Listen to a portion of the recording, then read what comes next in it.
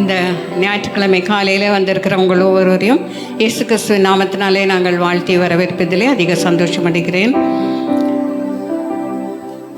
இந்த இடத்திற்கு வருவதற்காக கர்த்தர் கொடுத்த கிருபைக்காக நாம் தேவனுக்கு நாம் நன்றி செலுத்தலாம். கர்த்தர் என்னை நேராக இந்த வழியிலே நடத்தியிருக்கிறார் என்ற வசனத்தின்படி இந்த இடத்திலே நம்மை நடத்தி வந்த தேவனுக்கு நாம் ஸ்தோத்திரங்களை ஏறெடுப்போம். சரியான ஸ்தலங்களிலே நிற்பதற்கு தேவன் கிருபை செய்திருக்கிறார். அதற்காக நாம் தேவனுக்கு நன்றி செலுத்துவோம். கர்த்தாவே, நீர் நீதிமானை ஆசீர்வதித்து காருண்யம் என்னும் கேடகத்தினால் அவனை சூழ்ந்து கொள்வீர். உம்மை நம்புகிறவர்கள் யாவரும் சந்தோஷித்து எந்நாளும் கெம்பீரிப்பார்களாக. நீர் அவர்களை காப்பாற்றுவீர். உம்முடைய நாமத்தை நேசிக்கிறவர்கள் உம்மில் களி கூறுவார்களாக என்ற வசனத்தின்படி இந்த காலை நேரத்தில் கர்த்தருக்குள் களி கூறுவதற்கு விரோதமான காரியங்கள் நம்முடைய வாழ்க்கையிலே அநேகம் இருக்கிறது. சத்ருவானவன் மனிதர் வடிவிலே வந்து நமக்கு விரோதமாக எழும்பி நம்மை கீழே தள்ளுவதற்கு நம்மை பார்த்து கொண்டிருக்கிறான். துதியை விரும்பாத சத்ரு. ஆனால் நம்முடைய தேவனை நாம் மகிமைப்படுத்தி கொண்டே இருக்க வேண்டும். கர்த்தரை நான் எக்காலத்திலும் ஸ்தோத்திரிப்பேன், அவர் துதி எப்பொழுதும் என் வாயில் இருக்கும். அந்த துதி வாயில் இருக்காதபடிக்கு சத்ருவானவன் பொய் பேசுகிறவனாய் இருக்கிறான், விரோதமாய் எழும்புகிறவனாய் காணப்படுகிறான், நம்மை கீழே விழத்தள்ள பண்ணுகிறவனாய் காணப்படுகிறான். ஆகவே இந்த காலை நேரத்திலே நாம் தேவனை நோக்கி நாம் ஸ்தோத்திரிப்போம், துதிப்போம். தடைகளை நிர்மூலமாக்குவதற்கு கர்த்தர் தாமே இந்த நேரத்திலே உதவி செய்ய வேண்டும். மனதின் போராட்டங்களை மேற்கொள்வதற்கு கர்த்தர் நமக்கு உதவி செய்ய வேண்டும். ஆகவே முற்றிலுமாய் நம்மை தாழ்த்தி அவருடைய கரத்திலே நாம் ஒப்பு கொடுப்போம். நாம் அனைவரும் எழுந்து நின்று தேவனை மனமாக நாம் ஸ்தோத்திரிப்போம். துதிகளின் மத்தியிலே வாசமாக இருக்கிற தேவன், துதிகளை விரும்புகிற தேவன், நம்மை துதிப்பதற்காக இந்த உலகத்திலே உண்டாக்கின தேவன். அதுவே அவருடைய சித்தமும் நோக்கமுமாக இருக்கிறது. ஆகவே இந்த நேரத்திலே நாம் தேவனை ஸ்தோத்திரிப்போம். இந்த பாடலை நாம் பாடி அவரை நாம் தொழுது கொள்வோம். சர்வலோகாதிபா நமஸ்காரம், சர்வ சிருஷ்டிகனே நமஸ்காரம், தரை கடல் உயிர்வான் சகலமும் படைத்த தயாபர பிதாவே நமஸ்காரம்.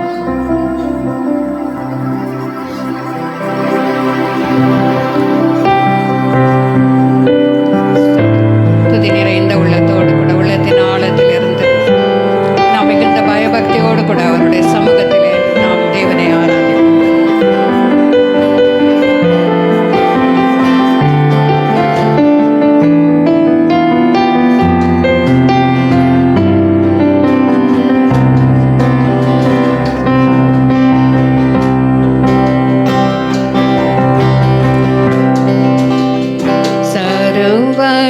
सर्वलोकाधिपा नमस्कारं, सर्वसिद्धिदाता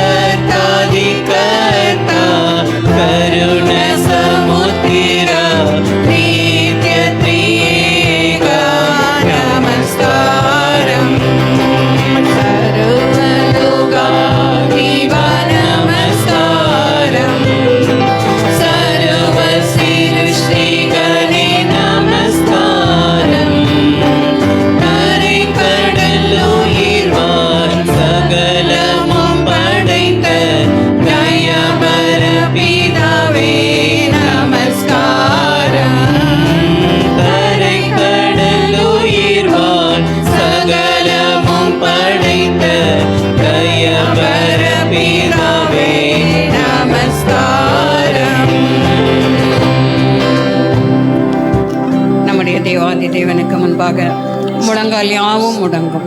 ஒரு நாளிலே அவர் நியாயாதிபதியாக இந்த உலகத்திற்கு வரப்போகிறார்.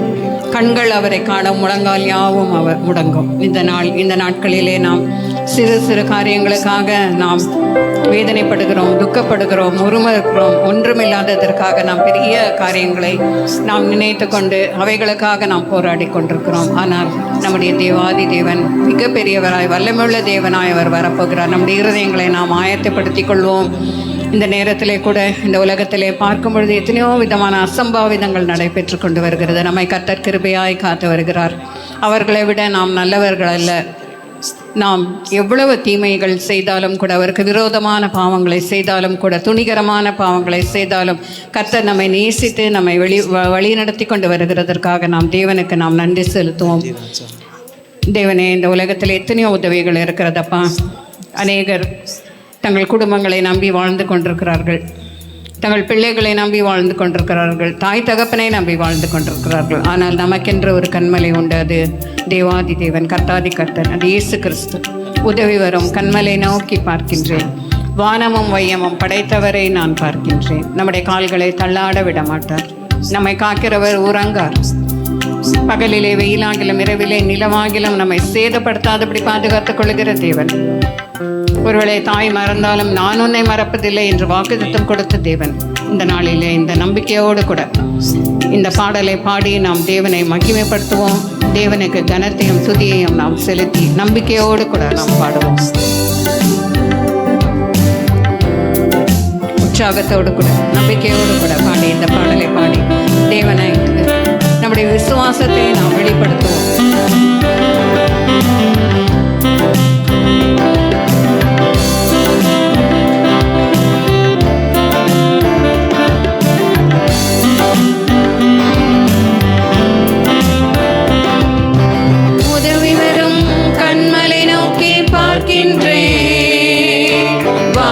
வையமும் படைத்தவரை நான் பார்க்கின்றேன்.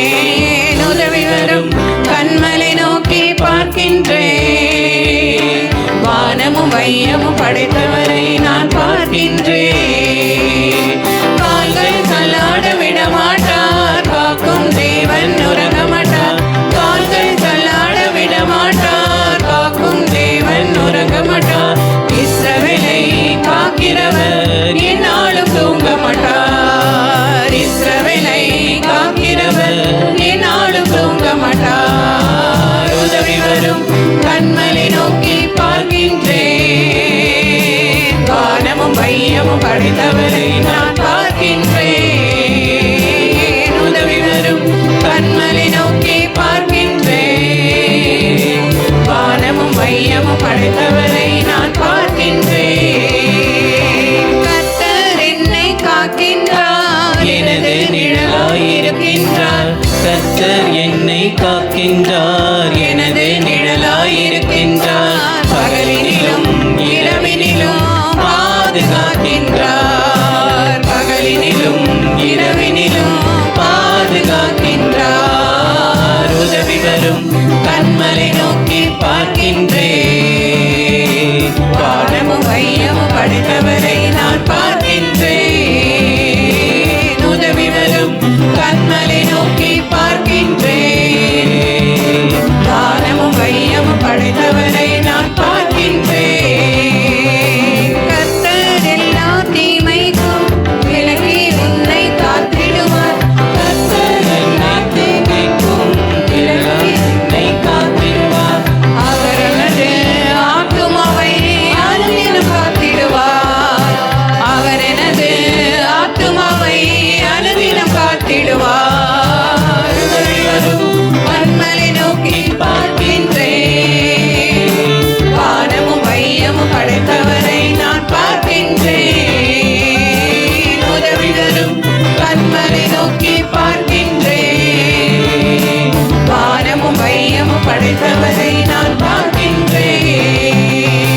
நாம் போகும்போதும் நம்மை காக்கிறவர், நாம் மறுபடியும் நாம் வீட்டிற்குள் வரும்பொழுதும் நம்மை காக்கிறவர். ஒருவேளை போகும்போது மாத்திரம் நாம் அவரை நினைத்து கொண்டு ஜெபித்து விட்டு போகலாம். ஆனால் மறுபடியும் வீட்டிற்கு வந்து நாம் அவருக்கு நன்றி செலுத்துகிறோமா? போகும்போதும் காக்கின்றார், திரும்பும் போதும் காக்கின்றார். அவர் இப்பொழுதும் எப்பொழுதும் எந்நாளும் காக்கின்றார். நாம் தகப்பனை அம்மை துதிக்கிறோம். கரங்களை உயர்த்தி தேவனுக்கு நாம் நன்றி செலுத்தலாமா? தேவனை போகும்போதும் காக்கிறவர், திரும்பும் போதும் காக்கிறவர். தகப்பனை தீமைகள் நம்மை அணுகாதபடி காத்து கொண்டு வருகிறவர். அப்பா, சுகபத்திரமாய் சொந்த ஊர்களுக்கு கொண்டு வந்து சேர்க்கிறவர், புறப்பட்டு போகும்படியாய் செய்கிறவர். அப்படிப்பட்ட தேவனை நன்றியோடு ஸ்தோத்திரிக்கிறேன் என்று நன்றியோடு நாம் ஸ்தோத்திரிக்கலாம்.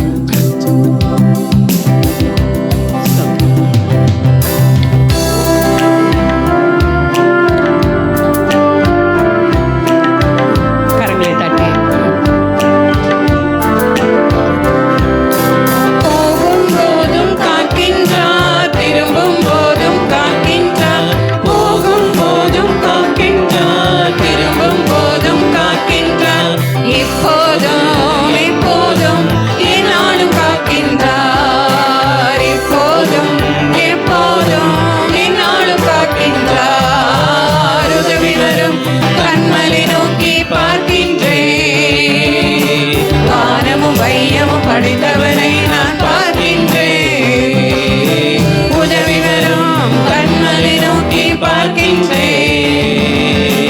வானமும் மையமும் படைத்தவனை நான் பார்க்கின்றேன், உதவி வரும் கண்மலை நோக்கி பார்க்கின்றேன்.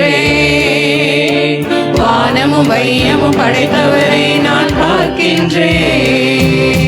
கரங்களை உயர்த்தி தேவனுக்கு நாம் ஸ்தோத்திரங்களை ஏறெடுப்போம். கர்த்தாவே, வானத்தையும் பூமியும் உண்டாக்கின தேவனிடத்திலிருந்து உனக்கு ஒத்தாசை வரும். ஒருவேளை இன்றைக்கு நமக்கு ஒத்தாசை எங்கிருந்தும் வரவில்லையே என்று சொல்லி நீங்கள் நினைத்து கொண்டிருக்கலாம். எலியாவை காகங்களை கொண்டு போஷித்த தேவன், அந்த ஆமணக்கு செடி பற்று போகும்படியாக தேவன் உதவி செய்தவர்.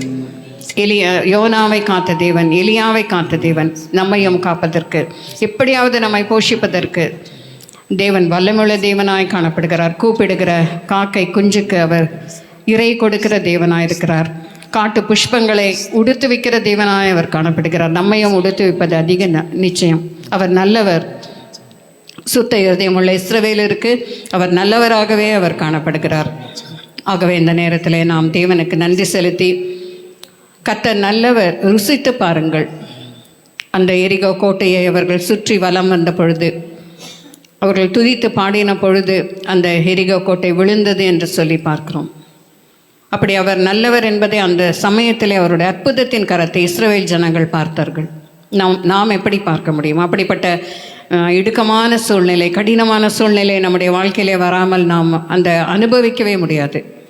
இன்றைக்கு ஏதாவது கஷ்டமான பாதைக்குள்ளாய் நீங்கள் பிரவேசித்து போய்கொண்டிருக்கிறீர்களா? கர்த்தர் நல்லவர் என்பதை ருசித்து பார்க்க வேண்டும் என்று சொன்னால் அப்படிப்பட்ட பாதை வழியாய் நாம் கடந்து போக வேண்டும். அப்பொழுதுதான் அவர் எவ்வளவு நல்லவர் என்பதையும் மற்றவர்களை நாம் ஆறுதல் படுத்துவதையும் நாம் தெரிந்து கொள்ள முடியும், அறிந்து கொள்ள முடியும். ஆகவே இந்த பாடலை நாம் பாடும் பொழுது, கர்த்தாவே நீர் யுத்தத்தில் வல்லவர், நீர் பெரியவர், ஆகவே நாங்கள் துதித்து நாங்கள் பாடுகிறோம் அப்பா என்று சொல்லி உள்ளத்தின் ஆழத்திலிருந்து நாம் இதை பாடி அவர் நல்லவர் என்று சொல்லி நாம் சொல்லிக்கொண்டே இருப்போம். கர்த்தர் நல்லவர், அவர் கிருபை என்றும் உள்ளது என்று சொல்லி நாம் சொல்லிக்கொண்டே இருப்போம். இது ஒருவேளை அநேகருக்கு புதிய பாடலாக இருக்கலாம், ஆனால் சுலபமான ஒரு பாடலாக இருக்கிறது. இதை நீங்கள் சுலபமாக இதை கற்றுக்கொள்ளலாம்.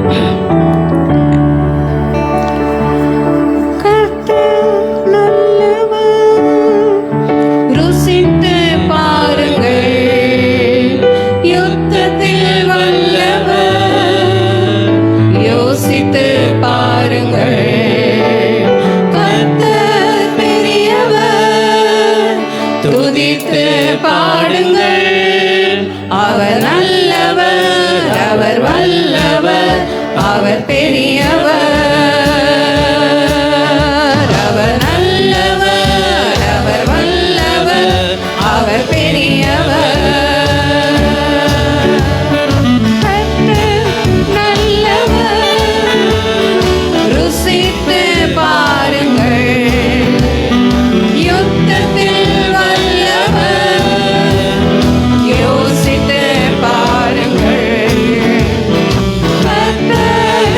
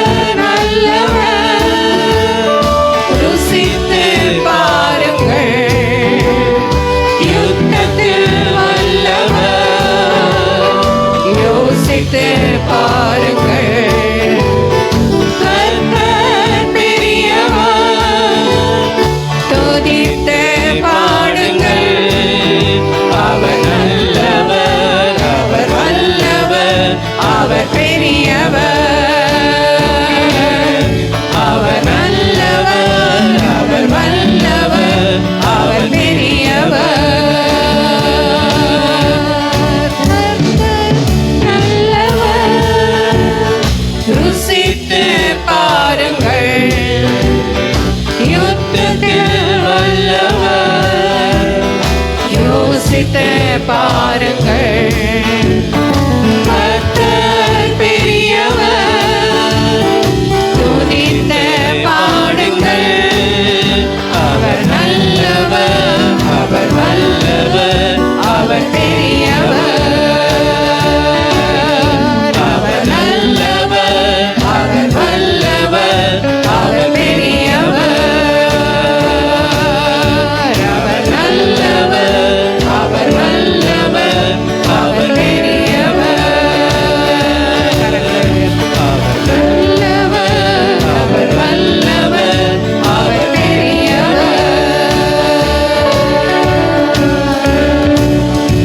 ஹல்லேலூயா. உம்மை ஸ்தோத்திரிக்கிறோம். கர்த்தர் நல்லவர், அவருடைய கிருபை என்றும் உள்ளது. நாம் எல்லாரும் சேர்ந்து நாம் சொல்லலாமா? கர்த்தர் நல்லவர், அவருடைய கிருபை என்றும் உள்ளது. அவர் நல்லவராக நமக்கு இருக்கிறார். நல்லவரே, உமக்கு நாங்கள் நன்றி செலுத்துகிறோம் அப்பா என்று சொல்லி உள்ளத்தின் ஆழத்திலிருந்து நாம் தேவனுக்கு கரங்களை உயர்த்தி நாம் தேவனுக்கு நன்றி செலுத்தலாமா? தேவனே, உடைய பிரசன்னத்தை நாங்கள் இந்த இடத்திலே உணர்கிறோம் அப்பா. சிங்காசனத்திலே வீற்றிருப்பவரே, சிங்காசனத்திலே தகப்பனை வீற்றிருந்து எங்களை ஆட்கொள்ளுபவரே, எங்கள் உலாவுகிறவரே, எங்கள் மத்தியிலே பிரசன்னமாக இருக்கிறவரே, உடைய பிரசன்னத்தை நாங்கள் உணர்கிறோம். நீ நல்லவர் என்பதை நாங்கள் அறிந்து கொள்கிறோம். எங்கள் வாழ்நாளெல்லாம் எங்களை காப்பாற்றி எங்களை நடத்தி வந்து எங்களை பலப்படுத்தி தைரியப்படுத்தி சோர்ந்து போன நேரங்களில் எல்லாம் எங்களை ஆதரித்து காத்த எங்கள் அன்பின் பரமபிதாவே, உமக்கு நாங்கள் நன்றி செலுத்துகிறோம், ஸ்தோத்திரிக்கிறோம், ஸ்தோத்திரிக்கிறோம். உம்மை துதிக்கிறோம், உம்மை துதிக்கிறோம், உம்மை புகழுகிறோம், உம்மை போற்றுகிறோம் அப்பா. சுத்த இருதயமுள்ள இஸ்ரவேலருக்கு கர்த்தர் நல்லவராக காணப்படுகிறார். இன்றைக்கு அவர் நல்லவராக நமக்கு இருந்ததினாலே நாம் வாழ்ந்து கொண்டிருக்கிறோம், ஊழியங்களை செய்து கொண்டிருக்கிறோம், நாம் பிழைத்து கொண்டிருக்கிறோம். தேவனே, நீர் எங்களுக்கு போதுமானவரும், நீர் எங்களை பலப்படுத்தும், நீர் எங்களை வழி நடத்தும் அப்பா. ஸ்தோத்திரம், ஸ்தோத்திரம், ஸ்தோத்திரம். கர்த்தர் எனக்காக செய்து முடிப்பார். கர்த்தாவே, உம்முடைய கிருபை இன்றைக்கும் உள்ளது. இந்த கரத்தின் கிரியைகளை நெகிழ விடாமல் இருப்பீராக. கர்த்தாவே, என்னை ஆசீர்வதியும், என் எல்லையை பெரிதாக்கும். உடைய வலது கரம் என்னோடு இருந்த தீங்கு என்னை துக்கப்படுத்தாதபடி பாதுகாத்துக் கொள்ளும். தகப்பனே, ஸ்தோத்திரம். அப்படியாய் நீர் எங்களை நடத்த இந்த மாதத்தின் முடிவுக்குள்ளாய் வர உதவி செய்தவரே, புதிய மாதத்திற்குள்ளாய் பிரவேசிப்பதற்கு இந்த வாரத்திலே உதவி செய்கிறவரே நன்றி செலுத்தும். கரங்களை தட்டி நம்முடைய தேவனை மகிமைப்படுத்தலாம். எந்த சூழ்நிலை வந்தாலும் கர்த்தர் நல்லவர், கர்த்தர் நல்லவர் என்று சொல்லி நாம் சொல்லிக்கொண்டே இருப்போம். கர்த்தர் உண்மையாகவே நமக்கு நல்லவராகவே எப்பொழுதுமே காணப்படுவார். துதி கன மகிமை யாவும் உமக்கு செலுத்துகிறோம் அன்பின் பரமபிதாவே. சங்கீதம் 121.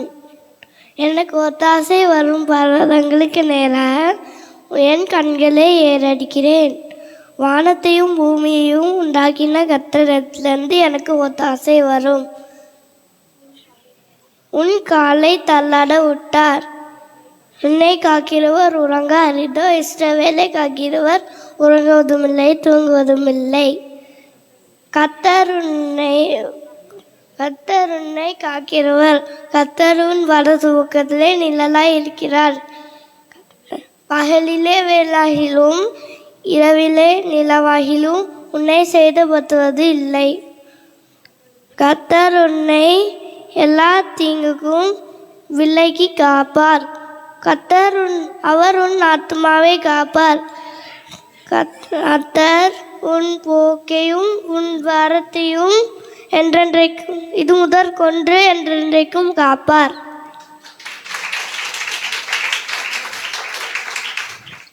துதியிலே மகிமைப்பட்ட ஆண்டவருக்கு கனமும் மகிமையும் துதியும் ஸ்தோத்திரமும் இன்றும் என்றும் சதா காலங்களிலும் உண்டாயிருப்பதாக.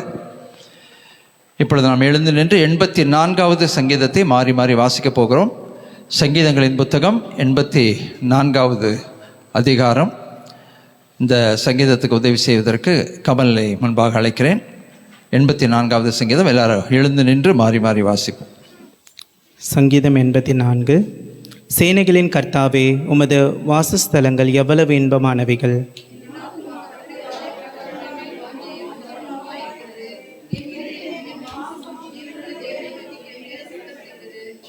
என் ராஜாவும் என் தேவனமாகிய சேனைகளின் கர்த்தாவே, உம்முடைய பீடங்கள் அண்டையில் அடைக்கலான் குருவிக்கு வீடும் தகைவிலான் குருவிக்கு தன் குஞ்சுகளை வைக்கும் கூடும் கிடைத்ததே.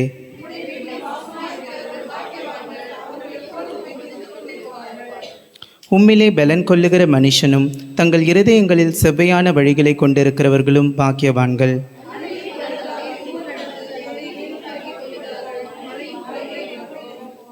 அவர்கள் பலத்தின் மேல் பலம் அடைந்து சீயோனிலே தேவ சந்நிதியில் வந்து காணப்படுவார்கள்.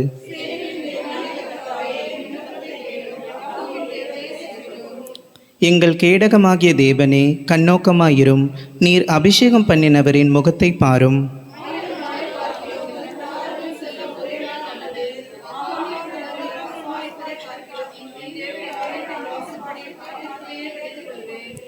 தேவனாகிய கர்த்தர் சூரியனும் கேடகமுமானவர். கர்த்தர் கிருபையையும் மகிமையையும் அருளுவார். உத்தமமாய் நடக்கிறவர்களுக்கு நன்மையை வழங்காதிரார். சேனைகளின் கர்த்தாவே, உம்மை நம்பியிருக்கிற மனுஷன் பாக்கியவான். ஆமென். கர்த்தருடைய பரிசுத்த நாமத்துக்கு மகிமை உண்டாகட்டும். தேவ வார்த்தைக்குள்ளாக நம்ம பிரவேசிக்கிறோம். இந்த வார்த்தைகளை தேவன் நமக்கு ஆசீர்வாதித்து நம்முடைய இடைப்படுவாராக. இந்த நாளில் நம்ம மனித இருதயத்தை பற்றி பார்க்க போகிறோம். மனித இதயம். மனித இதயம் தேவனால் உருவாக்கப்பட்டது. ஆதியிலே தேவன் மனிதனை உருவாக்கின போது அவனுக்குள் இதயத்தை வைத்து உருவாக்கினார். அந்த இதயம் என்பது ஜீவனை குறிக்கிறது. ஒருத்தருடைய இதயம் அடித்து கொண்டிருந்தால் அவங்க உயிரோடு இருக்கிறார்கள் என்று சொல்லி அர்த்தம். அது அவருடைய பலத்தை குறிக்கிறது. அது ஒரு மனிதனுடைய மைய பொருளாய் இருக்கிறது. ஒரு மனிதனுடைய மைய பொருள் என்ன, அவனுடைய மைய ஜீவனுக்குரிய காரணம் என்னன்னு கேட்டிங்கன்னா அவனுடைய இதயம். இப்போ நம்ம எல்லாருக்கும் இதயம் இருக்கிறதுனால நமக்கும் ஓரளவுக்கு இதயத்தை பற்றி உணர முடிகிறது. நம்முடைய இருதயம் எந்த நிலைமையில் இருக்கிறது என்பது நமக்கே தெரியும். இதயத்தினுடைய 4 மிக முக்கியமான வேலைகள் என்னவென்றால், முதலாவது அது நல்ல ஆக்சிஜன்னால அந்த இரத்தத்தை தூய்மைப்படுத்தி முழு சரீரத்துக்கும் அனுப்புகிறது. இப்போ நான் சயின்ஸ் கிளாஸ் எடுக்கிற மாதிரி இருக்கும் உங்களுக்கு பார்த்தா. ஒரு பக்கத்தில் அழுக்க ரத்தம் வந்து அந்த இதயத்துக்குள் போகிறது. அப்புறம் அது வந்து வெளியில் போகுது. நம்முடைய நுரையீரலுக்குள்ள அந்த ரத்தம் போகிறது. அது நுரையீரல் என்ன பண்ணுதுன்னா அதை சுத்திகரிக்குது. அதுக்கப்புறம் அந்த ரத்தம் மறுபடியும் அந்த இதயத்துக்குள்ளே போகுது. திருப்பியும் அது அழுக்காக போகுது. அது திருப்பியும் அது நுரையீரலுக்குள் போகுது. இப்படியே சுற்றிக்கிட்டே இருக்க அந்த ரத்தம் சுத்திகரிப்பு நடந்துக்கிட்டே இருக்கு உள்ள. அப்போ சுத்த ரத்தம் வந்து நம்முடைய சரீரத்துக்குள்ளே போகும்போது சரீரத்தின் அவயவங்கள் எல்லாம் வந்து நீங்கள் பார்த்தீங்கன்னா புதுப்பிக்கப்படுகிறது. அதை நம்ம பார்க்குறோம். ஸோ 4 குறைந்த 4 பட்ச வேலைகள் அந்த இதயம் என்ன செய்யுதுன்னா, முதலாவது வந்து அது வந்து நல்ல ரத்தத்தை வந்து முழு பலத்துக்கும் முழு சரீரத்துக்கும் அது கொண்டு போகிறது, பம்ப் பண்ணுகிறதுன்னு சொல்லி பார்க்குறோம். அடுத்தது பார்த்தீங்கன்னாக்கா ஹார்மோன்ஸ். அந்த ஹார்மோன்ஸை வந்து அது என்ன பண்ணுதுன்னா முழு சரீரத்துக்கும் அது சர்வ் பண்ணுது. தேவையான அந்த சரீரம் அந்த ஹார்மோன் ப்ராப்ளம் வந்துச்சுன்னா நிறைய பேருக்கு நிறைய பிரச்சனைகள் வரும். அந்த ஹார்மோன்ஸ்குள்ளே இருக்கிற பிரச்சனைகள்னால நிறைய வியாதிகள் வரும். ஆனால் இந்த இதயம் அந்த ஹார்மோன்ஸை சரியான முறையில் அது வந்து எல்லா சரீரத்தின் அவயவங்களுக்கும் அது பிரித்து அனுப்பும்போது ஒரு பேலன்ஸ்டு ஒரு வாழ்க்கை, ஒரு நிலையான ஒரு வாழ்க்கை நமக்கு இருக்கும். நிலையான சரீரம் இருக்கும். அந்த சரீரத்தில் உணர்வுகள் எல்லாம் நிலையானதாக இருக்கும். அது 2வது வேலை. 3வது வேலை என்னன்னாக்கா, அது சரீரத்திலே இருக்கிற அந்த கெட்ட ரத்தம், அந்த ரத்தம் கெடுதுன்னா நிறைய விஷயங்கள் இருக்குது. ஆங்கிலத்தில் சொல்லுவோம் மெட்டபாலிக் வேஸ்ட்டுன்னு சொல்லுவோம். அது இந்த உடம்புல உருவாகிற அசுத்தங்களை எல்லாம் அதை எடுத்து அது என்ன பண்ணுது, எங்கே அனுப்புதுன்னா நுரையீரலுக்குள்ளே அனுப்புது. நுரையீரலுக்கு அனுப்பி இந்த நுரையீரல் அதை சுத்தம் பண்ணி மறுபடியும் இதயத்துக்கு அனுப்புது. அந்த இதயம் அப்படியே சர்க்குலேட் பண்ணுறது. அதை நம்ம பார்க்குறோம். ஸோ அது வந்து அடுத்த மிக முக்கியமான வேலை. 4வது மிக முக்கியமான வேலை என்னன்னாக்கா, நம்முடைய இரத்த அழுத்தத்தை இதயம் நிர்ணயிக்கிறது.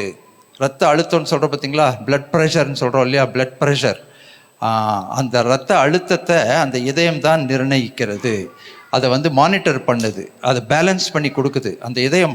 இப்போ நிறைய பேருக்கு பிபி இருக்கவங்களுக்கு தெரியும் இல்லைங்களா, பிபி வரும்போது என்னென்ன நடக்குதுன்னு தெரியும் உங்களுக்கு. தலை சுத்தம், அப்படியே உடம்பெல்லாம் ரொம்ப பலவீனப்படும், வலிகள் வரும். இந்த இதயம் என்ன பண்ணுதுன்னா அதை தான் மானிட்டர் பண்ணி நமக்கு பேலன்ஸ் பண்ணி கொடுக்குது. நமக்கு நல்ல இதயம் இருக்குதுன்னு சொன்னால் அந்த நல்ல இதயம் வந்து நல்ல ஒரு பிபியை நமக்கு வந்து அது பேலன்ஸ் பண்ணி கொடுக்குது. இந்த மாதிரி வேலைகள் எல்லாம் இந்த இதயம் செய்கிறது. இப்போ நம்ம சொன்னதெல்லாம் வந்து அந்த இதயம் என்கின்ற அந்த சதையான அந்த நம்முடைய சரீரத்தின் பகுதி வந்து என்ன செய்யுதுன்றதை நம்ம பார்க்குறோம். ஆனால் பரிசுத்த வேதாகமத்தில் இந்த இதயத்தை பற்றி நிறைய விஷயங்கள் சொல்லப்பட்டிருக்கு. அந்த வேதம் சொல்லுகிற சில காரியங்களை மட்டும் சுருக்கமாக இன்றைக்கு நம்ம என்ன பண்ண போகிறோம்னா நம்ம பார்க்க போகிறோம். அந்த இதயம், நம்முடைய இதயம் வந்து 4 பங்காக பிரிக்கப்பட்டிருக்கு. உங்களுக்கு தெரியும், 4 பங்காக பிரிக்கப்பட்டிருக்கிறது. அதில் வந்து ஒரு பங்கு வந்து பார்த்திங்கனாக்கா ரைட் ஆட்ரியம் என்று சொல்லுகிறோம், வலது ஆட்ரியம் சொல்கிறோம், அப்புறம் வலது வென்ட்ரிக்கல் என்று சொல்லுகிறோம், அப்புறம் இடது ஆட்ரியம், இடது வென்ட்ரிக்கல். இந்த 4 பங்காக அது பிரிக்கப்பட்டிருக்கிறது. இந்த 4 பங்குக்கும் 4 வேலைகள் அது வந்து ஆண்டவர் உருவாக்கும் போது இந்த இதயத்தை வைக்கும் போது அதெல்லாம் அழகாக பண்ணியிருக்காரு. அந்த இதயத்தை நம்ம பார்க்கும்போது ரொம்ப ஆச்சரியமாக இருக்குது. நமக்குள்ளே ஒரு இதயம் துடித்து கொண்டிருக்கிறதுன்றது நமக்கு தெரியாது.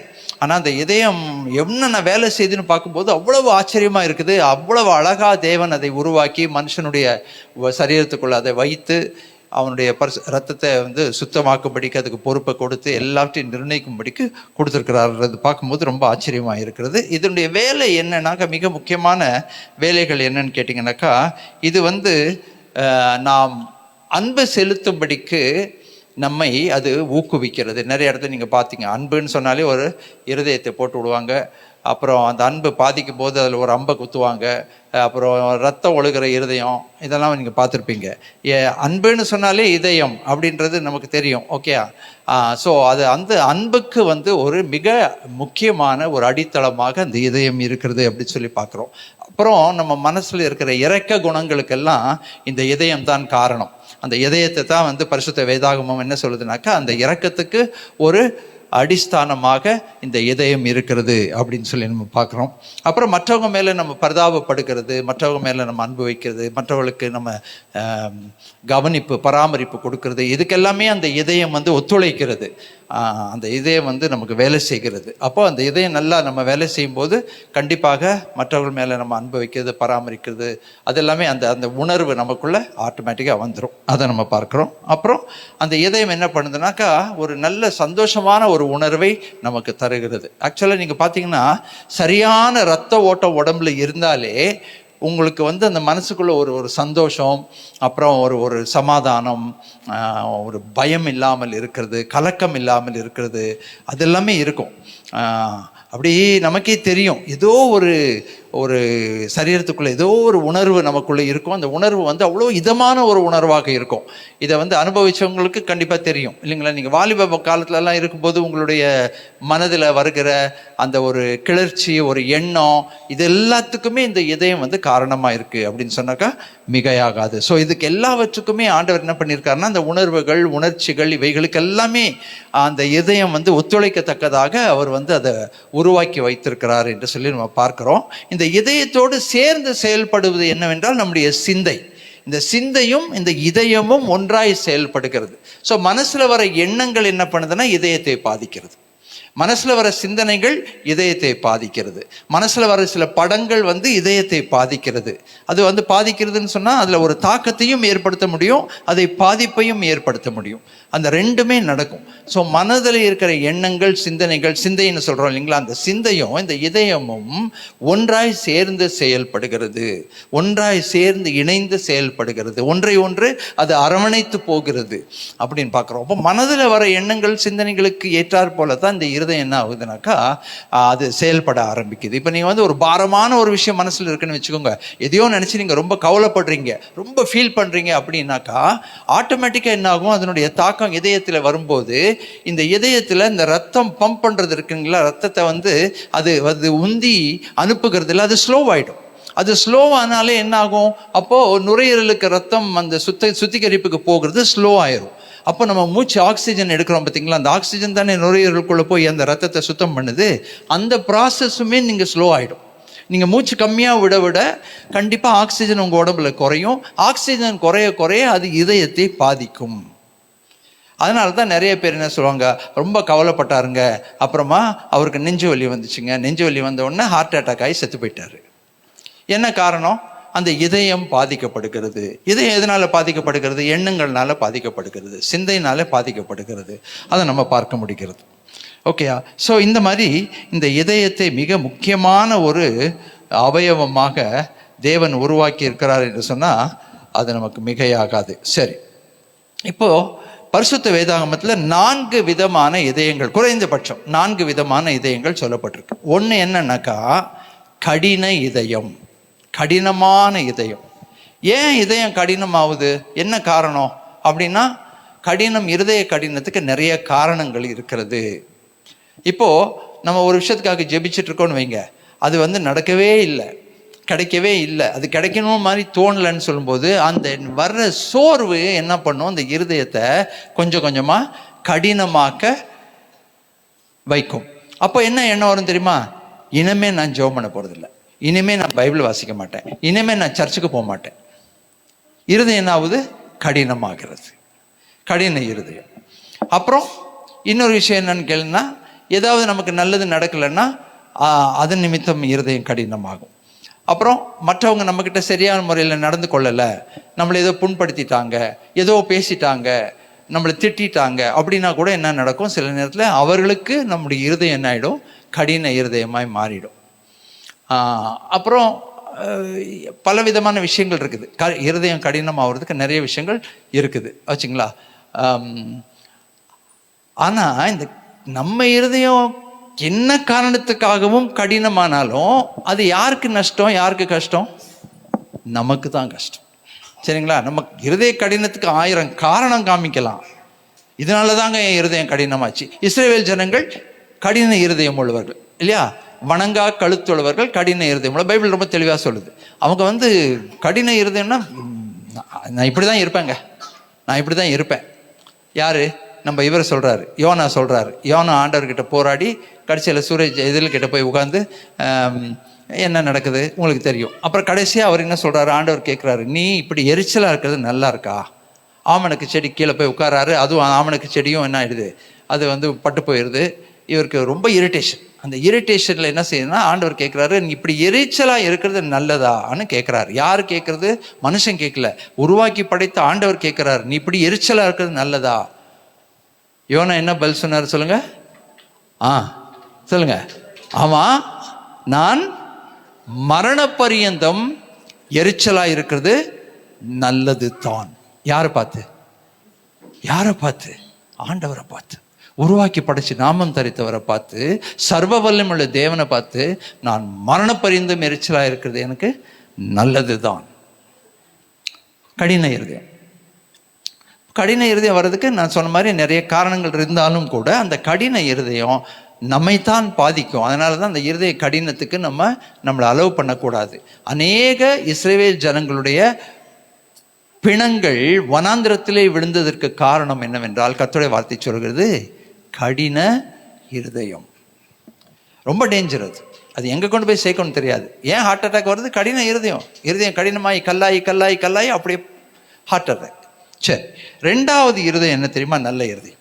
அது என்ன நல்ல இருதயம்னு கேட்டிங்கனாக்கா, பாவத்தை அறிக்கை செய்கிற, மனம் திரும்புகிற நல்ல இருதயம். சங்கீதம் 51 பார்த்தீங்கன்னா, தாவீது பாவம் செஞ்சார். அவர் செஞ்ச பாவம் கொஞ்சம் நெஞ்சம் இல்லை, நிறைய பண்ணார். தகாத பாவங்கள் செய்தார், கொலை செஞ்சார், விபச்சாரம் பண்ணார், எல்லாமே பண்ணார். ஆனாலும் அவர் ஒரு நேரத்தில் உணர்ந்த போது என்ன பண்ணார்னா, முழங்கால் படிட்டு கண்ணீர் விட்டு கதறினார். இப்போ என்ன சொல்கிறாருன்னா, சுத்த இருதயத்தை என்னில் சிருஷ்டியும், நிலைவரமான ஆவியை எனக்குள்ள தயவு செய்து கொடுத்துருங்க, இந்த பரிசுத்த ஆவியை எடுத்து போட்டுறாதீங்க ஆண்டவரே. ஏன்னா இருதயத்தில் நம்ம குத்துண்டவர்களாக உண்மையாகவே, ஆமாம் நான் தப்பு செஞ்சுட்டேன் அப்படின்னு உணர்ந்தா, குத்துண்டால் தேவனுடைய சன்னிதானத்தில் போய் முழங்கால் படி போட்டால் கண்டிப்பாக ஆண்டவர் மன்னிப்பார், பாவத்தை மன்னிப்பார். யார் தப்பு செய்யாதவங்க சொல்லுங்க? தப்பு செய்யாத மனுஷன் இருக்கான இந்த உலகத்தில்? யாராவது ஒருத்தர் நீ பாவி, நான் பரிசுத்தவான்னு சொல்கிறதுக்கு இந்த உலகத்தில் யாரும் கிடையாது. எல்லாரும் தப்பு செய்கிறவங்க தான். அப்படியே அந்த தப்பு செஞ்ச ஒரு பொண்ணை ஆண்டவர்கிட்ட கொண்டு வந்து நிறுத்துறாங்க. மோசையுடைய சட்டம் சொல்லுது கல்லெறிஞ்சு கொள்ளணும்னு, நீங்கள் என்ன சொல்கிறீங்க? ஆனால் ஆண்டவர் ஒன்றுமே சொல்லலை. ஆண்டவர் கீழே குனிஞ்சு ஏதோ எழுதினார். அப்புறம் சொன்னார், உங்களை பாவம் செய்யாதவனவனும் கல்லடிட்டோம் அப்படின்னா அவன் கல்லை போட்டு வீட்டுக்கு போயிட்டான் இல்லையா? அப்புறம் ஆண்டவர் என்ன சொல்கிறாரு, நீ இனிமேல் பாவம் செய்யாதம்மா, யாருமே இல்லையா உன்னை கல்லெறியதுக்கு யாருமே இல்லையா, நீ இனிமேல் பாவம் செய்யாது, அவ்வளோதான், முடிஞ்சு போச்சாங்க. அப்போது யாரும் பாவம் செய்யாதவர்கள் யாருமே இல்லை. ஆனால் அந்த குற்றம் செய்யும்போது, அந்த தப்பு செய்யும்போது என்ன பண்ணணும்னாக்கா, நம்ம தேவனுடைய சன்னிதானத்தில் போய் மனம் கசந்து அழுது பாவ மன்னிப்பை கேட்டு பாவ மன்னிப்பை வாங்கிட்டோம்னா நம்ம ஆசீர்வதிக்கப்பட்டவர்கள். அதை தான் அவர் அந்த சங்கீதம் 51 செய்கிறார். அவ்வளோ பெரிய ராஜா உணர்ந்த பிறகு அவர் கண்ணீர் விட்டு கதறி ஆண்டவர்கிட்ட மன்னிப்பை கேட்டு பெற்றுக்கொள்கிறார் என்று சொல்லி பார்க்கிறோம். அது நல்ல இருதயம். எந்த இருதயம்? மனம் திரும்புகிற இருதயம், மனம் வருந்துகிற இருதயம், மனம் திரும்புகிற இருதயம் நல்ல இருதயம். அதை கர்த்தர் கண்டிப்பாக ஆசீர்வதிப்பார். அப்படிப்பட்ட ஒரு இருதயம் தான் நமக்குள்ளே எப்போவுமே காணப்பட வேண்டும். அகங்காரம், ஆணவம் இல்லையா, ஈகோ சம்டைம்ஸ் வந்துடுது இல்லையா, நான் செத்தாலும் நான் பார்க்க மாட்டேன், செத்தாலும் நான் போக மாட்டேன், இதெல்லாமே என்னென்னா இருதய கடினம். நம்ம வைராக்கியமாக கோபத்தில் சொல்லிடுவோம், செத்தாலும் நான் பார்க்க மாட்டேன், செத்தாலும் போக மாட்டேன், அவங்க செத்தாலும் எங்கள் வீட்டுக்கு வரக்கூடாது, அவங்க செத்தா எப்படி வருவாங்க வீட்டுக்கு, செத்துட்டாங்கல்ல அவங்க எப்படி வருவாங்க. ஆனால் நம்ம சொல்லுவோம், நான் செத்தாலும் அவங்க வீட்டுக்கு போக மாட்டேன், நீ செத்தா எப்படி அவங்க வீட்டுக்கு போக, நீ செத்தா உன்னை கொண்டு போய் ஒன்று எரிக்க போகிறாங்க இல்லை புதைக்க போகிறாங்க. ஆனால் நம்ம என்ன சொல்லுவோம், நான் செத்தாலும் உன் வீட்டுக்கு நான் வரமாட்டேன். இதெல்லாம் அந்த இருதய கடினங்கள், அந்த வைராக்கியங்கள், அதை நம்ம பார்க்க முடிகிறது. அது 2வது இதயம் மனம் வருந்தி மனம் திருந்துகிற இருதயம்.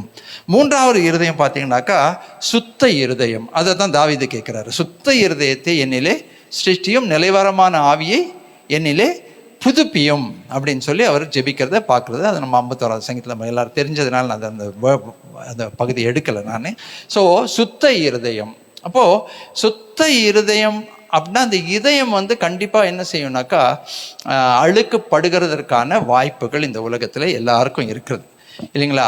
நான் சொன்னேன் பார்த்தீங்களா ஏற்கனவே, நம்ம எண்ணங்கள் சிந்தனைகள் என்ன செய்யுதுன்னா அந்த இதயத்தை கரைப்படுத்துகிறது. இன்னைக்கு மனுஷனுடைய இதயத்தை கரைப்படுத்தக்கூடிய நிறைய விஷயங்கள் கைக்கு எற்ற தூரத்தில் இருக்குது சரிங்களா?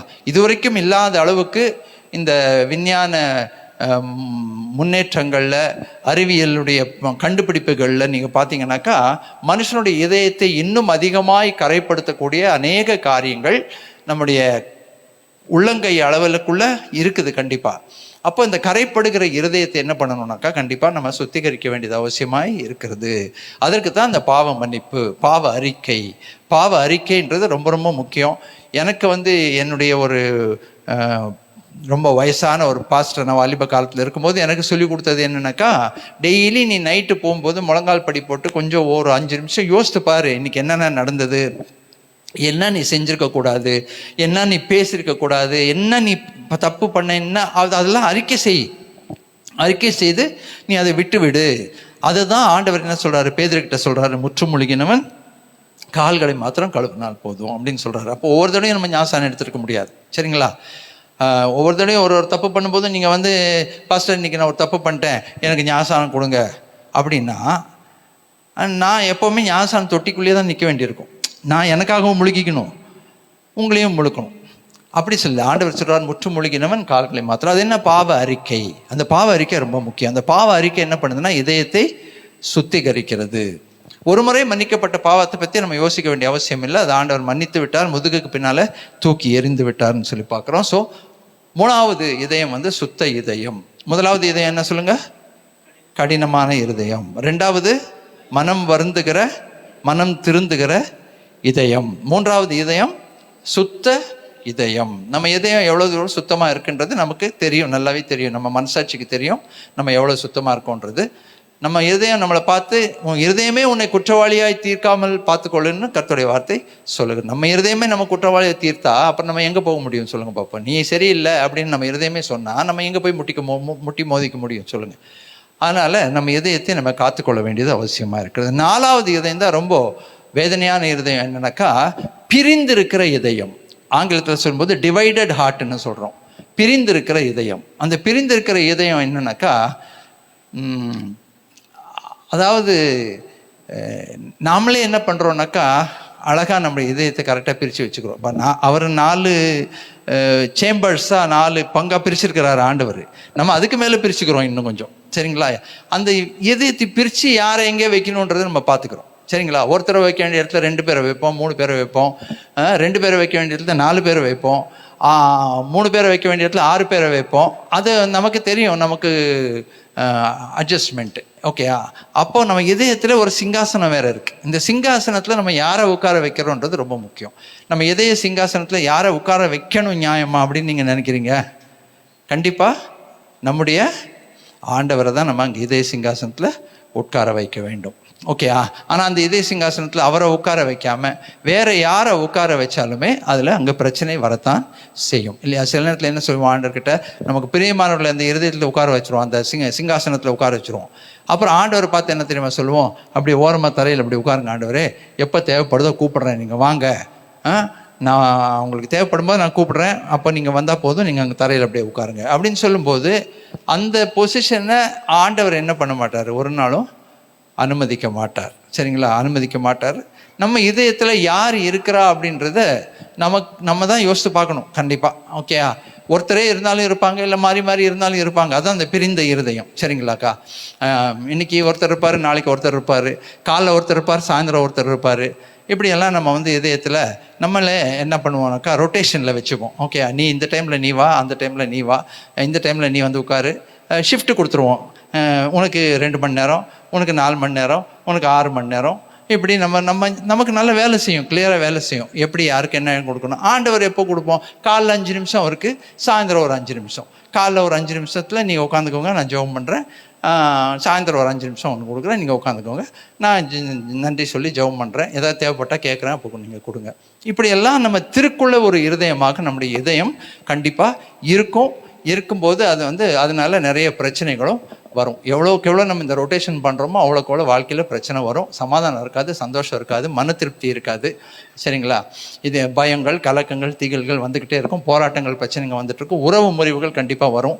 இதெல்லாம் நடந்து கொண்டு தான் இந்த உலகத்தில் இருக்குது அப்படின்றத நம்ம பார்க்க முடிகிறது. சரி, இப்போது இந்த இருதயத்தை ஃபஸ்ட்டு நீங்கள் பார்த்தீங்கன்னா ஒரே வசனம் மற்ற எடுத்தவங்க வாசிங்க. ஆதியாகமம் 6வது அதிகாரத்தில் 5வது வசனத்தை தான் இதயம் முதலாவது பரிசுத்த வேதாகமத்திலே குறிப்பிடப்படுகிறது. ஆதியாகமத்தின் புத்தகம் 6வது அதிகாரம், இந்த 6வது அதிகாரம் 5வது வசனத்தில்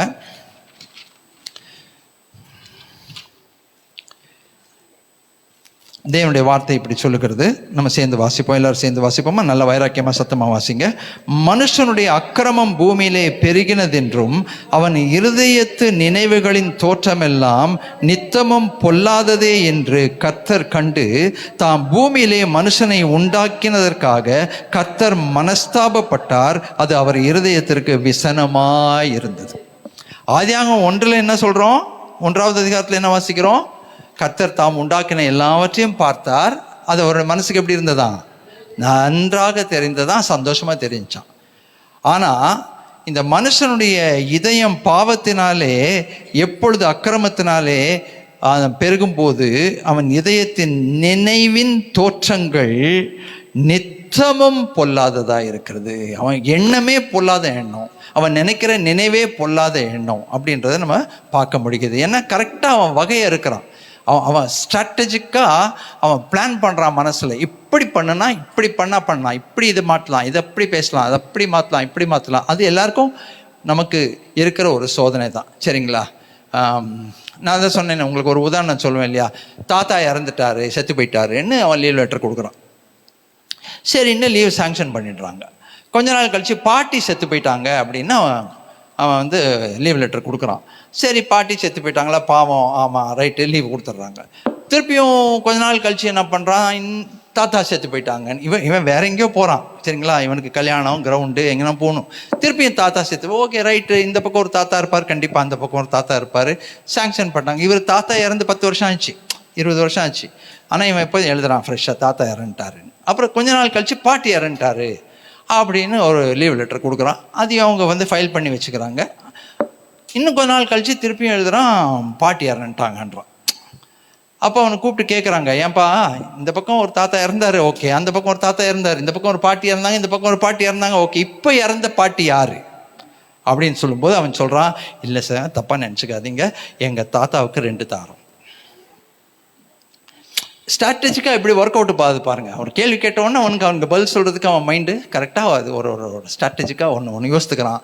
ஓகே, ஆனால் அவன் சொல்கிறதும் அவன் சொல்கிற காரணமும் அது வேற, அதுக்கு சம்மந்தம் இல்லாத ஒரு காரணம் அப்படின்றத நம்ம பார்க்க முடியும். அவன் இருதயம் பார்த்தீங்கன்னா கர்த்தருடைய வார்த்தை சொல்லுகிறது, அவன் இதயத்தின் நினைவுகளின் தோற்றமெல்லாம் நித்தமும் பொல்லாததே என்று கர்த்தர் கண்டதுனால கர்த்தருடைய இருதயம் என்னாச்சு, அவர் பூமியிலே மனுஷனை உண்டாக்கினதற்காக கர்த்தருடைய இருதயம் மனஸ்தாபப்பட்டு, கர்த்தருடைய வார்த்தை சொல்லுகிறது, அது அவர் இருதயத்துக்கு விசனமாக இருந்தது. அப்போ நம்ம எப்பெல்லாம் இந்த மாதிரி பண்ணுறோமோ, தாறுமாறாக பண்ணுறோமோ, அது யாருடைய இதயத்தை பாதிக்குது? அவருடைய இதயத்தையே உருவாக்கினவருடைய இதயத்தையே பாதிக்கிறது. நம்ம வாழ்க்கை இப்படி இருக்கேன்றதை பார்க்கும்போது அவர் வேதனைப்படுறாரு, व्यसனப்படுறார், அவர் மனஸ்தாபப்படுறார். என்ன மனஸ்தாபப்படுறாரு? எதுக்கு தான் இதை உருவாக்கினு தெரியலையே, இதை உருவாக்காமலே இருந்திருக்கலாமே. இஸ்ரவேல் ஜனங்கள் பாவம் செய்த போது மோசே போய் கெஞ்சுறாருங்க, ஆண்டவரே இறக்கமாருங்கன்னு. ஆண்டவர் சொல்றாரு, மோசே நீ இந்த பக்கம் நகரு, கொஞ்சம் நகரு, உன்னை நான் ஆசீர்வதிக்கிறேன், உன்னை நான் வர்த்திக்க பண்ணுறேன், நீ நகரு, இவங்க அத்தனை பேத்தையும் ஒரே நாளில் முடிச்சிடுறேன்றார். இப்போ அவர் கெஞ்சி கூத்தாடுறாரு, ஐயோ ஆண்டவரே, என்ன ஆண்டவரே, இவ்வளோ கிருபையாக நீங்கள் இப்போ படைச்சி எகிப்திலேருந்து இவங்களை கொண்டு வந்து விடுதலை பண்ணி கொண்டு வந்து இத்தனை கண்களுக்கு முன்பாக நீங்கள் இஸ்ரவேலின் ராஜாவாக இருக்கிறீங்க, தேவாதி தேவனாக இருக்கிறீங்க, வழிநடத்த இருக்கீங்கலாம் சொல்லி இவ்வளவு உங்களை குறித்து ஒரு பயமும் ஒரு கலக்கம் ஒரு பெருமிதம் இருக்கிறதே ஆண்டவரே, என்ன ஆண்டவரே நீங்கள் இப்படி அதமாக்குறேன்னு சொல்கிறீங்களே அப்பா, ப்ளீஸ் வேண்டாம் ஆண்டவரேன்னு கெஞ்சுறாரு. ஆண்டவர் மனசு வச்சிருந்தா அந்த ஆதாமையும் ஏவாளையும் அங்கேயே போட்டு ஒரே போட்டு முடிச்சுட்டு வேற ஒரு ஆதாமையும் வேற ஒரு ஏவாளையும் பண்ணியிருக்கலாம். சரி, ஃபஸ்ட்டு விழா எலும்பை எடுத்து பண்ணேன், ப்ராப்ளம் ஆகிப்போச்சு, வேண்டாம், தனியாக ஒரு ஆதாமை உருவாக்குறேன், தனியாக ஒரு ஏவாளை உருவாக்குறேன், 2 சேர்த்து விட்றேன்னு சேர்த்து விட்டுருக்கலாம். உங்களுக்கும் இந்த பிரச்சனை இருந்திருக்காது, எனக்கும் இந்த பிரச்சனை இருந்திருக்கா, நானும் உட்காந்து இப்படி பிரசங்கம் பண்ண வேண்டிய அவசியம் இல்லை, நீங்களும் இப்படி உட்காந்து கேட்க வேண்டிய அவசியம் இருந்திருக்காது. ஆனால் அவரோ கிருபையா இறங்கி ஒவ்வொரு தடவையும் கிருபையா இறங்கி வரார். யாரு? உருவாக்கி படைத்த நாமம் தரித்தவர். நம்மை குறித்து அவருடைய இருதயம் துக்கப்படுகிறது, நம்முடைய எண்ணங்களை குறித்த செயல்பாடுகளை குறித்து அவர் துக்கப்படுறாரு. ஏன் இதுக்கு தான் உருவாக்கினேன்னு நினைக்கிறார் அவர். அப்படி இருக்கக்கூடாதுங்க. நம்மளை குறித்த எண்ணம் அவருக்கு, இந்த ஜனத்தை எனக்கென்று ஏற்படுத்தினேன், இவர்களின் துதியை சொல்லி வருவார்கள். அல்லேலூயா. நோக்கம் என்ன? இவர்களின் துதியை சொல்லி வருவார்கள். ஸோ இதை நம்ம பார்க்கிறோம். சரி, லூக்கா 6வது அதிகாரம் 45வது வசனம். லூக்கா 6வது அதிகாரம், மத்தேயு, மார்க்கு, லூக் 6வது அதிகாரம் 45வது வசனம் எடுத்து நம்ம சேர்ந்து வாசிக்கலாம், வைராக்கியமாக வாசிப்போம். 6வது அதிகாரம் 45வது வசனம்.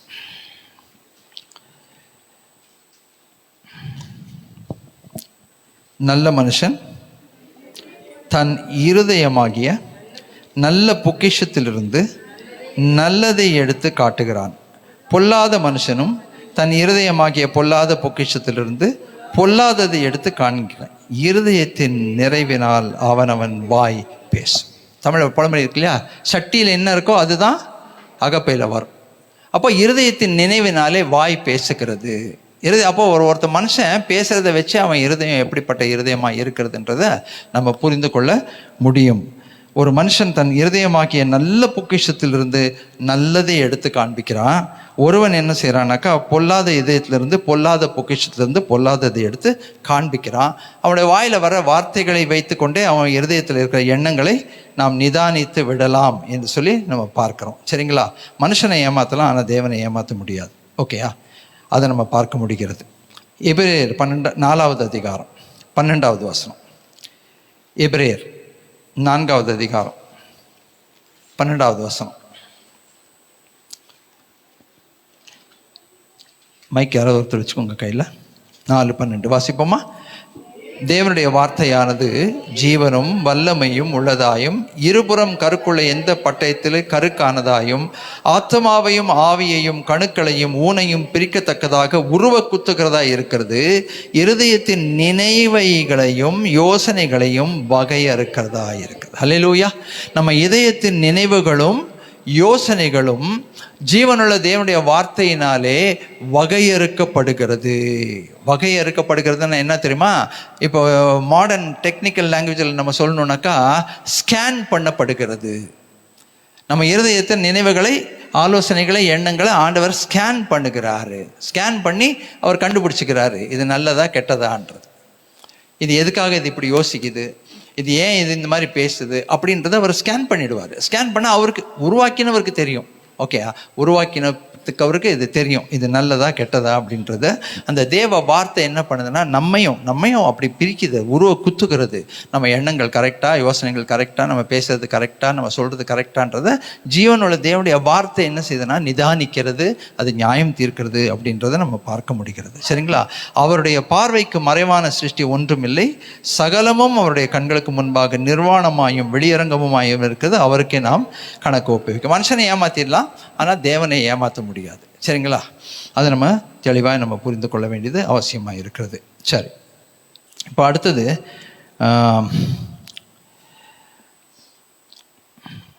எரேமியா 17வது அதிகாரம். எரேமியா 17வது அதிகாரம் 9வது வசனம்.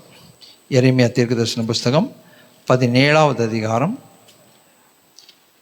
9வது வசனத்தை நம்ம சேர்ந்து வைராக்கியமாய் வாசிப்போம். இந்த வசனங்களாக குறித்து வச்சிங்கன்னா உங்களுக்கு பிரயோஜனமாக இருக்கும். இல்லைன்னா இன்னையோட எல்லாமே முடிஞ்சு போயிடும். 17வது அதிகாரம் 9வது வசனம். எல்லாவற்றை பார்க்கிலும் இருதயமே திருக்குள்ளதும் மகா கேடு உள்ளதுமாக இருக்கிறது, அது அறியத்தக்கவன் யார் அப்படின்னு சொல்கிறார். ஓகே, அப்போ இருதயம் வந்து கேடு உள்ளதாக இருக்குது, திருக்குள்ளதாக இருக்கிறது. திருக்குள்ளா என்னன்னாக்கா சமயத்துக்கு ஏற்றாற் போல் அது அதனுடைய எண்ணங்களை மாற்றிக்கொள்கிறது, அதனுடைய யோசனைகளை மாற்றிக்கொள்கிறது. சமயத்துக்கு ஏற்றாற் போல் அது தன்னை வந்து பக்குவப்படுத்திக் கொள்கிறது அப்படின்னு சொல்லி நம்ம பார்க்குறோம். அதுக்கப்புறம் உடனே என்ன சொல்கிறார் பாருங்கள். இம்மிடியேட்டாக இதை சொல்லிட்டு என்ன சொல்கிறாருன்னா, இந்த இதயத்தை பற்றி சொல்லிட்டு, கர்த்தராகிய நானே ஒவ்வொருவனுக்கும் அவனவன் வழிகளுக்கும் செய்கைகளுக்கு பலன்களுக்கு தக்கதாக கொடுக்கும்படி இருதயத்தை ஆராய்கிறவரும் உள்ளிந்திரியங்களை சோதிக்கிறவருமாய் இருக்கிறேன். நம்ம இதயத்தின் நினைவுகளை ஆண்டவர் ஆராய்கிறார், சோதிக்கிறார் அப்படின்னு சொல்லி நம்ம பார்க்கும்போது அது அவருக்கு பிரீதியாய் காணப்பட்ட ஆசீர்வாதம். அது பிரீதியாய் காணப்படலைன்னா அது நமக்கே துக்கமும் வேதனையும் கண்ணீருமாய் முடியும். சரிங்களா? நம்ம என்ன நினைப்போம்னா, இந்த சமாளிச்சிருவோம், நம்ம இந்த சுச்சுவேஷனை நம்ம சமாளிச்சிருவோங்க, நம்ம பார்த்துக்கலாங்க, என்னங்க பெருசாக எடுப்போகுது, என்ன தலையாக வெட்டிட போகிறாங்க நம்ம நினைப்போம். ஆனால் சோதித்து அறிகிறவர் அதை சோதித்து அறியும் போது என்ன நடக்கும்னா, அது நமக்கே வேதனையும் கண்ணீரும் துன்பமும் துக்கமுமா மாறும் அப்படின்னு சொல்லி நம்ம பார்க்குறோம். அதனால தான் நம்ம என்ன செய்யணும்னாக்கா, நம்ம இதயத்தை நம்ம கண்டிப்பாக நம்ம வந்து காத்துக்கொள்ள வேண்டியது ரொம்ப அவசியமாய் இருக்கிறது அப்படின்னு சொல்லி நம்ம பார்க்குறோம். அடுத்தது இன்னொரு காரியம், லூக்கா 8வது அதிகாரத்தில் 12வது வசனத்தை என்ன பார்க்குறோம்னாக்கா, விதைக்கப்பட்ட இருதயத்திலே விதைக்கப்பட்ட வசனத்தை கூட பிசாசு தூக்கிட்டு போயிடுறான். இப்போ இருதயத்தில் வசனம் இருந்தால் அது வகையாக இருக்கும் இல்லையா? வலதுபுறம் இடதுபுறம் சாயும் போது வழி இதுவே இதில் நடவுங்கள் என்று சொல்லுகிற மெல்லிய குரல் கேட்கும் அப்படின்னு சொல்லி நம்ம பார்க்குறோம். சரிங்களா? அப்போது ஆனால் அந்த வசனத்தையும் அவன் என்ன செஞ்சிடறான், சாத்தான் தூக்கிட்டு போயிடுறான். அவங்களுக்கு தெரியும், நல்ல நிலத்தில் விதைத்த விதை கல்லில் விழுந்தது, மண்ணில் விழுந்தது, அப்புறம் வழி அருகே விழுந்தது. அதில் வந்து அந்த பிசாசு என்ன பண்ணுறான்னாக்கா, ரோட்டில் விழுந்த விதைகளை பறவை தூக்கிட்டு போகிற மாதிரி அவன் என்ன செய்கிறான், வசனத்தையே தூக்கிட்டு போயிடுறான். வசனமே அங்கே இல்லை. அப்போ எது தான் நிதானிக்க முடியும்? வசனம் இருந்தால் அது ரெண்டாக பிரிக்கும், இது நல்லது கெட்டதுன்னு சொல்லும். வழி இதுவே இது நடுங்கள்னு சொல்கிற மெல்லிய குரல் கேட்கணும். அந்த வசனத்தின் அந்த ஆவின் வழி நடத்துதல், அந்த வசனத்தையே அவன் சாத்தான் தூக்கிட்டு போயிடுறான். நான் பிரசங்கம் எப்படி இருந்துச்சு, ஐயோ பிரமாதமாக இருந்துச்சுங்க, என்ன பேசினாரு, ஐயோ ரொம்ப நல்லா இருந்ததுங்க, இதயமே என்னவோ பண்ணிச்சுங்க, அப்புறம் என்ன தான் ஐயோ எனக்கு உட்காரவே முடியலைங்க, அப்படியே அனல் மூடிச்சுங்க, என்ன பேசினாரு, அதுதாங்க தெரியல. வசனம் இல்லை, நல்லா இருந்துச்சு, இருதயம் வாமாச்சு, அப்படியே அனல் தூக்குற மாதிரி இருந்துச்சு, எல்லாம் இருந்துச்சு, என்னதான் பேசினாரு, இல்லை அதுதாங்க தெரியலங்க நமக்கு. புரியுதா உங்களுக்கு? வசனத்தை சாத்தான் தூக்கிட்டு போயிடுறான். வசனத்தை தூக்கிட்டு போயிட்டான்னா அப்புறம் எது நம்மை வகையறுக்கும் என்பதை நம்ம யோசித்து கொள்ள வேண்டும். சரி, ஆண்டவர் ஒரு கட்டளை கொடுத்தாரு, உபாகமத்தில் ஒரு கட்டளை கொடுத்தாரு. 6வது அதிகாரம் 5வது வசனம். உபாகமத்தில் 6வது அதிகாரம் 5வது வசனத்தில் ஒரு கட்டளை கொடுத்தாரு. அந்த கட்டளையை நம்ம வாசிப்போம். 6:5 4 வாசிப்போமே. உபாகமம் 6வது அதிகாரம் 4. இஸ்ரவேலே கேள், நம்முடைய தேவனாகிய கர்த்தர் ஒருவரே கர்த்தர்.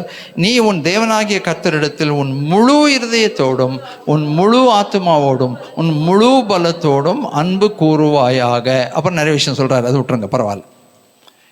இப்போ இதில் என்ன சொல்றாருன்னா, உன் தேவனாகிய கர்த்தரிடத்தில் நீ உன் முழு இருதயத்தோடும் உன் முழு ஆத்மாவோடும் உன் முழு பலத்தோடும் அன்பு கூறுவாயாக. ஓகே, இங்கே தான் நமக்கு பெரிய சோதனை இருக்கு. ஆண்டவரை முழு இருதயத்தோட முழு பலத்தோட முழு பலனோட முழு ஆத்மாவோட நம்ம அன்பு கூறக்கூடாத நிறைய சோதனைகள் நமக்கு இருக்கிறது. ஏன்னா அவரை நேசிக்கிறதை விட மற்றவங்களை நம்ம அதிகமாக நம்ம நேசிக்க கற்றுக்கொண்டோம், நேசிக்க ஒப்பு கொடுத்து விட்டோம். இந்த இதய சிங்காசனத்தில் மற்றவங்களை தூக்கி நம்ம உட்கார வச்சுட்டோம். அவங்க நம்ம ஆதி அன்பு யாருக்கு? எபேசு சபைக்கு வெளிப்படுத்தின விசேஷம் 2வது அதிகாரத்தில் எபேசு சபைக்கு எழுதும்போது ஆண்டவர் என்ன சொல்றாரு? உன் பேரில் எனக்கு ஒரு குறை இருக்கிறது. அந்த குறை என்ன தெரியுமா? நீ உன் ஆதி அன்பை விட்டாய் என்கின்ற குறை இருக்கிறது. இப்போ இந்த இதயத்தில் வேற யாரையும் தூக்கி உட்கார வச்சுட்டோம், அவரை ஓரமாக உட்கார வச்சுட்டோம். ஆனால் கட்டளை என்ன சொல்லுது, கற்பனை என்ன சொல்லுது? உன் முழு இருதயத்தோட முழு ஆத்மாவோட பலத்தோட நீ ஆண்டவரிலே அன்பு கூறு அப்படின்னு சொல்லும்போது, இந்த வேற ஒருத்தரை தூக்கி ஓர வச்சோம் பார்த்தீங்களா, இதை அவர் பார்க்குறார். அவர் வைராக்கியம் உள்ளவர், சரிங்களா? அவர் பார்த்துட்டு என்ன பண்ணுவார்னா, கத்திரிக்கோள் கொண்டாந்து போடுவார். அந்த உறவு நிலைக்காதபடி கத்திரிக்கோளை வச்சு வெட்டிடுவார். என் வாழ்க்கையில் செஞ்சிருக்கார் ஆண்டவர். தேவனுக்கு இடத்த கொடுக்காம மற்றவங்களை நேசிக்க ஆரம்பித்த போது கத்திரிக்கோளை கொண்டாந்து அழகாக போட்டு வெட்டி, ஓசியா 2வது அதிகாரத்தில் இருக்கு இல்லையா, உன் நேசர்களுக்கு பின்னால் போறியா, நான் என்ன செய்வேன், உன்னை சுற்றி நெரிஞ்சல் வேலி கட்டுவேன், நீ எங்கே போயிட முடியும், உன் நேசர்களை பின்பற்றி போக முடியாது, உன்னை நான் இழுத்துட்டு வருவேன், வனாந்திரத்துக்குள்ளே கொண்டு போவேன், நயமாக பேசுவேன், உன்னை சரிப்படுத்துவேன்றார். உங்கள் வாழ்க்கையில் அந்த அனுபவம் இருந்தால் நீங்கள் உண்மையாகவே ஆசீர்வதிக்கப்பட்டவங்க.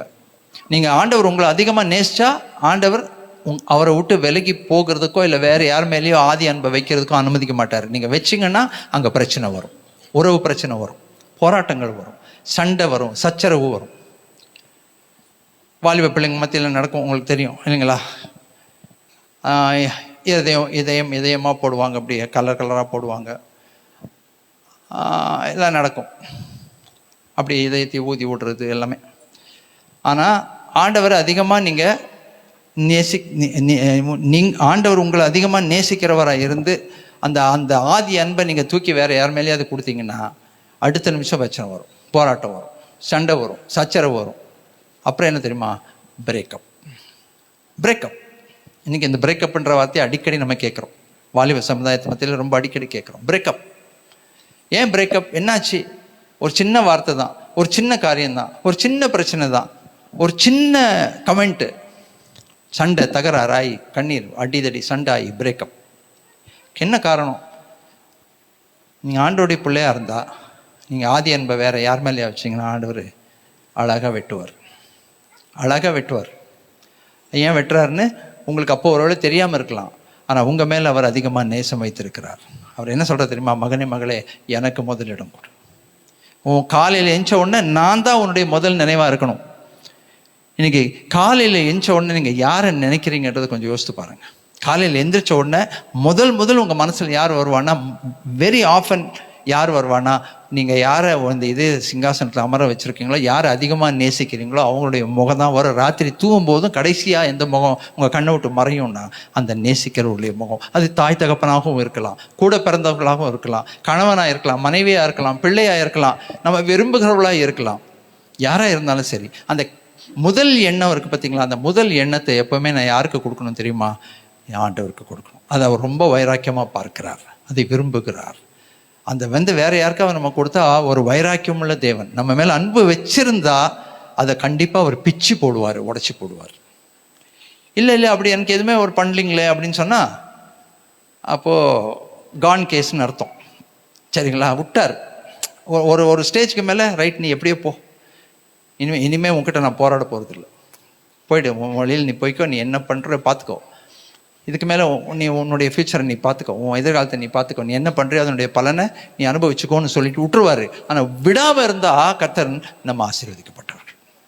ஐ மீன் எப்பவுமே ஆண்டவர்கிட்ட அந்த ஜெபம் நம்ம பண்ணணும். ஆண்டவரே என்ன செய்யாதீங்க, உங்களை விட்டு தூரம் போகிறதுக்கு அனுமதிக்காதீங்க, தட்டியாவது அடிச்சாவது கொண்டு வந்துருங்க ஆண்டவரே. சில நேரத்தில் காணாமல் போகிற ஆட்டை போல் ஓடுறேன், அங்கேயும் ஓடுறேன், இதை அனுபவிச்சலாம் அதை அனுபவிச்சலான்னு ஓடுறேன், சமாளிச்சலான்னு ஓடுறேன். ஆனால் ஆண்டவரே என்னை விடாதீங்க தயவுசெய்து, நான் அப்படி போனால் தயவுசெய்து என்னை அடிச்சாவது கொண்டாந்து திருத்தி உங்கள் இதயத்தில் என்னை வைங்க, என் இருதயத்தில் நீங்கள் இருக்கிற மாதிரி எனக்கு வைங்க ஆண்டவரே. நிறைய பேரை கர்த்தர் படுக்கையில் போட்டு திருத்தியிருக்காரு சரிங்களா உங்களுக்கு. ஆண்டவர் விட்டு வழி விலகி போன சாட்சிகள் நான் கேட்டிருக்கிறேன். ஆண்டவர் விட்டு வழி விலகி போகும்போது வேற மக்களுக்கு பின்னாடி போகும்போது ஆண்டவர் கொண்டு போய் படுக்கையில் போட்டு மரணப்படுக்கையில் போட்டு அடி கொடுத்து திருத்தி உணர வைத்து மனம் வருந்தி மனம் திருந்தி அவங்க கர்த்தரை கனப்படுத்தி முதன்மைப்படுத்தி வாழ்வதற்கு தேவன் கிருபை தந்திருக்கிறார். என்ன காரணம் தெரியுமா? ஆண்டவர் அவர்களை நேசிக்கிறார். அல்லேலூயா. ஆண்டவர் அவர்களை நேசிக்கிறார். அதனால அவர் என்ன செய்கிறார்னா அப்படி செய்கிறார். இப்போ இதையே தான் நம்ம எங்கே பார்க்குறோம்? மத்தேயு 22வது அதிகாரம் 37வது வசனத்தில் ஆண்டவர் ஆகிய இயேசு கிறிஸ்து இதை சொல்லுகிறார். மத்தேயு 22வது அதிகாரம் 37வது வசனம். மத்தேயு 22வது அதிகாரம் 37வது வசனம் சேர்ந்து வாசி. மத்தேயு 22 37. இயேசு அவனை நோக்கி, உன் தேவனாகிய கர்த்தரிடத்தில் உன் முழு இருதயத்தோடும் உன் முழு ஆத்மாவோடும் உன் முழு மனதோடும் அன்பு கூறுவாயாக. இங்கே 3 விஷயம் சொல்லப்பட்டிருக்கு. உன் முழு இருதயத்தோடும் உன் முழு ஆத்மாவோடும் முழு மனதோடும், இன்னொரு இடத்துல முழு பலத்தோடும். 4 விஷயங்கள் இருக்கு. ஆத்மா இருக்கு, இதயம் இருக்கு, மனம் இருக்கு, பலன் இருக்கு. அன்பு கூறுவாயாக. இப்போ அங்கே பிரசங்கம் பண்ணும்போது நான் முதல்ல இந்த கேள்வி என்ன தான் கேட்டுக்கிறேன் சரிங்களா. உங்களுக்கு பிரசங்கிக்கிற நானே ஆகாதவனாய் போகாதபடி என்னையும் இந்த வார்த்தைக்கு கீழே ஒப்பு கொடுத்து நான் ஜெபம் பண்ணுறேன். என்னை பார்த்து நான் கேட்குறேன், என்னுடைய முதல் அன்பு ஆண்டவர்கிட்ட தான், ஆண்டவர் மேலே தான் வச்சுருக்கிறேன்ன்றதை நான் கேட்டுக்கிறேன். அதுக்கு நான் பதில் சொல்லிக்கிறேன் சரிங்களா. எனக்கு அது தெரியும், நான் பதில் சொல்லிக்கிறேன். நீங்கள் ஒவ்வொருத்தரும் கேட்டு பாருங்கள், உங்கள் முதல் அன்பு ஆண்டவர் மேலே இருக்கா? அது உண்மைதானா? முதல் அன்பு ஆண்டவர் மேலே வச்சுருக்கீங்களா? காலையில் எழும்பும்போது ஆண்டவர் ஞாபகம் வராரா? வசனம் ஞாபகம் வருதா? முழங்கால் படிட்டு ஜெபம் பண்ணணும் ஞாபகம் வருதா? இல்லை மனித முகங்கள் ஞாபகம் வருதா? மனித அன்புகள் ஞாபகம் வருதா? இரவில் படுக்க போகும்போது கடைசியாக ஆண்டவர் முகம் ஞாபகம் இருக்கா? ஆண்டவருக்கு ஒரு ஸ்தோத்திரம் சொல்லி நன்றி சொல்லிட்டு தூங்குறீங்களா? இல்லைனா அப்படியே விரும்பினவங்களோட பேசிட்டே அப்படியே தூங்குறீங்களா? எல்லாமே கொஞ்சம் யோசித்து பாருங்கள்.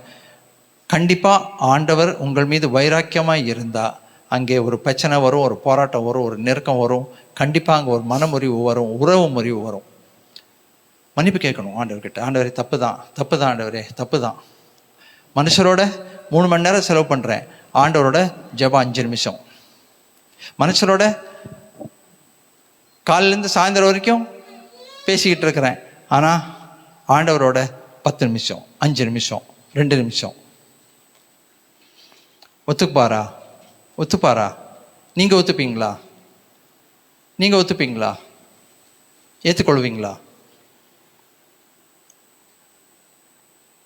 அருமையான தேவஜனமே, கர்த்தருடைய வார்த்தையின் அடிப்படையிலே நாம் யோசித்து பார்க்க வேண்டும்.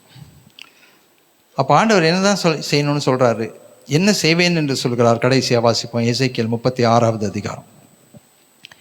எசேக்கியேல் 36வது அதிகாரம் 26வது வசனத்திலிருந்து 27வது வசனம் வரைக்கும்.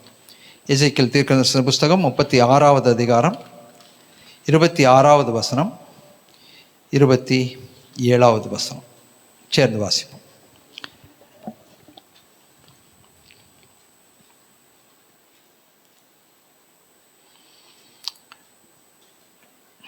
உங்களுக்கு நவமான இருதயத்தை கொடுத்து உங்கள் உள்ளத்திலே புதிதான ஆவியை கட்டளையிட்டு கல்லான இருதயத்தை உங்கள் மாம்சத்திலிருந்து எடுத்து போட்டு சதையான இருதயத்தை உங்களுக்கு கொடுப்பேன். உங்கள் உள்ளத்திலே என் ஆவியை வைத்து உங்களை என் கட்டளைகளில் நடக்கவும் என் நியாயங்களை கைக்கொள்ளவும் அவைகளின்படி செய்யவும் பண்ணுவேன். ரைட், இங்கே கொஞ்சம் ஸ்டாப் பண்ணிக்கலாம். அது நிறைய விஷயம் இருக்குது. நீங்கள் வீட்டில் போய் கொஞ்சம் வாசித்து பாருங்கள். இந்த 22வது 23வது வசனத்திலேருந்து நீங்கள் வாசித்தீங்கன்னாக்கா உங்களை நான் பரிசுத்தம் பண்ணுவேன், நீங்கள் பரிசுத்தம் பண்ணும்போது நான் கர்த்தர் என்று அறிந்து கொள்வீர்கள். நான் தான் சொன்னேன் பார்த்தீங்களா, அவர் வந்து கத்தி வைக்கும்போது, கத்திரிக்கோள் வைக்கும்போது அவர் என்ன சொல்றதுமா, ஜாக்கிரதையாயிரு, நான் கர்த்தர், நான் இருக்கேன், இதில் உனக்கும் உன்னுடைய உறவுக்கு நடுவில் நான் இருக்கிறேன்றதை மறந்துடாதேன்னு சொல்றாரு அவர். அப்போ உன்னை பரிசுத்தப்படுத்துகிற கர்த்தர் நான் என்று நீ அறிந்து கொள்வாய் என்று அவர் சொல்லுகிறார். அப்புறம் 25வது வசனத்தில், உங்கள் மேல் சுத்த ஜலம் தெளிப்பேன், எல்லா அசுத்தங்களையும் நரகலான விக்கிரகங்களையும் நீக்கி உங்களை சுத்தமாக்குவேன். தேவனை வைக்க வேண்டிய இடத்துல மனுஷனை வச்சா அந்த மனுஷன் விக்கிரகமாகிறான், அதை சுத்தமாக்குவேன் என்று கர்த்தர் சொல்லுகிறார். அப்புறம் என்ன சொல்றாரு, நவமான இருதயத்தை கொடுப்பேன், உங்கள் உள்ளத்திலே புதிதான ஆவியை கட்டளையிடுவேன், கல்லான இருதயத்தை உங்கள் மாம்சத்திலிருந்து எடுத்து போட்டு சதையான இருதயத்தை உங்களுக்கு கொடுப்பேன், உங்கள் உள்ளத்திலே என் ஆவியை வைத்து உங்களை என் கட்டளைகளின் படி நடக்கவும் நியாயங்களை கைக்கொள்ளவும் பண்ணுவேன். அப்படி நடந்தா, அப்படி நான் பண்ணா, நான் உங்கள் இருதயத்தின் சிம்மாசனத்தில் வந்து உட்கார்ந்து நான் இந்த காரியத்தை பண்ணும்போது, அந்த சுத்திகரிப்பை நான் ஏற்படுத்தும் போது என்ன நடக்குமா, உங்கள் பிதாக்களுக்கு நான் கொடுத்த தேசத்தில் நீங்கள் குடியிருப்பீர்கள், நீங்கள் என் ஜனமாய் இருப்பீர்கள், நான் உங்கள் தேவனாய் இருப்பேன். அல்லேலூயா. சுதந்திரத்தை உனக்கு கொடுப்பேன்றாரு. இன்னைக்கு நிறைய பேருடைய சுதந்திரம் கையில் கிடைக்காம நம்ம போராடிட்டு கிடக்கிறோம். ஏன் சுதந்திரம் வரலைங்க, எல்லாங்க என் சொத்தெல்லாம் அவங்க எடுத்துட்டாங்க, அபகரிக்கிறாங்கன்னு நம்ம சொல்கிறோம். ஏன் அபகரிக்கிறாங்க அப்படின்னா, ஏன் இன்னும் வரலைன்னா இதுவும் ஒரு காரணமாக இருக்கும். நம்ம தேவன் அவருடைய சிங்காசனில் உட்கார வைக்க வேண்டிய இடத்த இதயத்தின் சிங்காசனில் உட்கார வச்சு அவரை சர்வவல்லமுள்ள தேவனாக நம்ம தொழுது கொண்டு அவரை கனப்படுத்தும் போது கர்த்தர் சொல்லுகிறார், உன் பிதாக்களுக்கு நான் கொடுத்த தேசத்திலே நீங்கள் குடியிருப்பீர்கள், நீங்கள் என் ஜனமாய் இருப்பீர்கள், நான் உங்கள் தேவனாய் இருப்பேன். நம்பர் 1. 2வது, உங்கள் அசுத்தங்களை எல்லாம் நீக்கி உங்களை ரட்சிப்பேன், உங்கள் மேல் பஞ்சத்தை கட்டளையிடாமல் கோதுமையை வரவழைத்ததை பெருக பண்ணுவேன். பஞ்சம்னா நமக்கு என்ன அரிசி சாப்பாடு இல்லையா என்ன? யாருக்காவது ஒருத்தர் இங்கே சாப்பாடு இல்லைன்னு சொல்லுங்க. இல்லைங்க சாப்பாடு இருக்குதுங்களே, அதெல்லாம் பஞ்சம்லாம் ஒன்றும் இல்லைங்களே. என்ன பஞ்சம் இருக்குது தெரியுமா? இங்கே நெஞ்சில் பஞ்சம் இருக்குது. ஒரு விதமான தாகம், ஒரு விதமான பசி, ஒரு விதமான வெறுமை, இல்லை ஏதோ இல்லை உள்ள வெறுமை, பயம், கலக்கம், திகில், இதெல்லாம் பஞ்சம். ஏன்? என்ன காரணம்?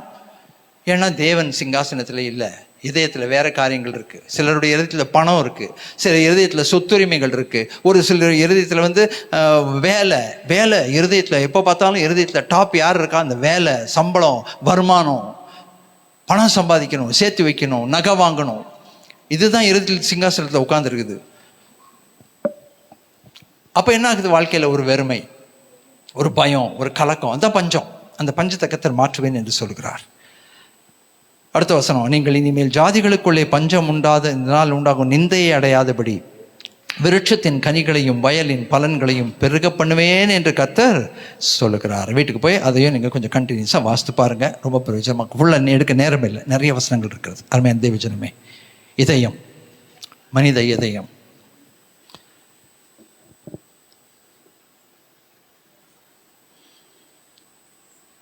அப்படியே கண்களை மூடி ஆண்டுகிட்ட ஒப்பு கொடுப்போமா?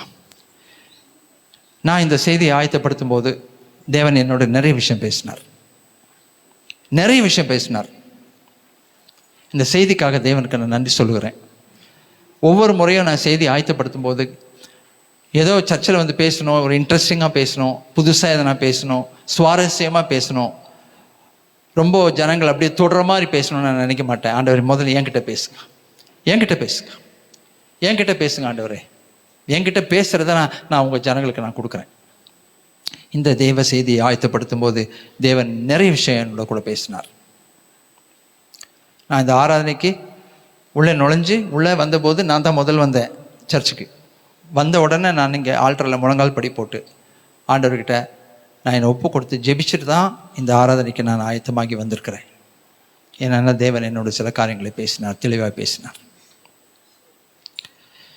அருமையான தேவஜனமே, இன்றைக்கு இந்த ஜீவ வார்த்தைகள் உங்களோடு பேசியிருந்தா, இது மனுஷனுடைய வார்த்தை அல்ல, இது தேவனுடைய வார்த்தை என்று ஏற்றுக்கொள்ளுங்க.